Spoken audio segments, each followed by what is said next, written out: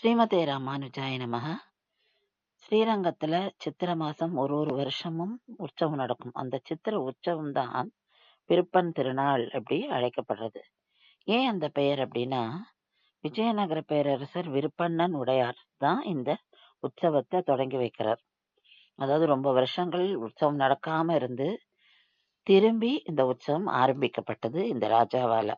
அதனால ராஜாவோட பேரே இந்த உற்சவத்துக்கு வைக்கப்பட்டது. 1323வது வருஷம் ஃபாரின் இன்வேஷன் நடக்கிறது. அதாவது அந்நிய படையெடுப்பு. அவ என்ன பண்றா, ஸ்ரீரங்கம் கோவிலெல்லாம் அப்படியே சூறையாடிடுறா. இந்த விஷயம் தெரியறதுக்கு முன்னாடியே அங்க இருந்த ஸ்ரீ வைஷ்ணவர்கள் பெருமாளை மட்டும், அதாவது உற்சவமூர்த்தியை மட்டும் ஸ்ரீரங்கத்துல இருந்து ஏழை பண்ணிடுறா. ஏன்னா அவ வந்தா பெருமாளையும் சதைச்சிடுவா அப்படின்னு சொல்லிட்டு, அதையும் தூக்கின்னு போயிடுவா, என்ன வேணா பண்ணுவா அப்படின்னு சொல்லிட்டு பெருமாளை உற்சவமூர்த்திய ஸ்ரீரங்கத்துல ஏழை பண்ணி வேற ஊர்ல எல்லாம் வச்சு காப்பாத்துறா.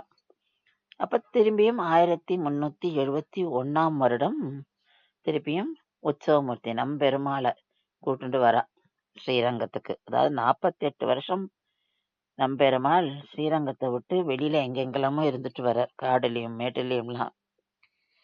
அப்ப இந்த ராஜாக்கு உற்சவம் ஆரம்பிக்கணும். ஆனா உடனே அதை ஆர்கனைஸ் பண்ண முடியல. ஏன்னா பணம் கிடையாது, எல்லாமே அந்த ஊரே அழிஞ்சு போயிருக்கு.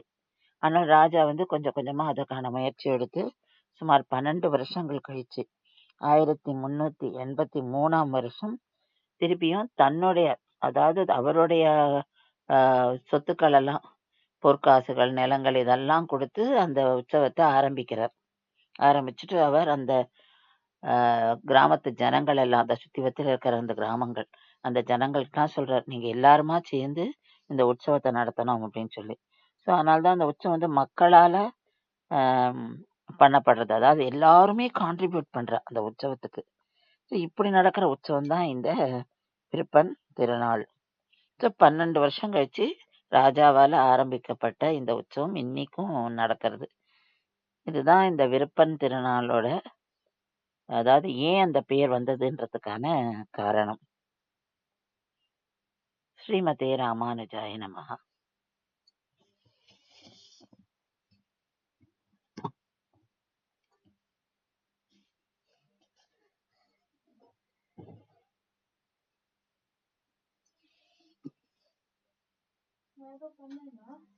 இல்ல, அவ்வளவுதான் முடிச்சிட்டாங்க.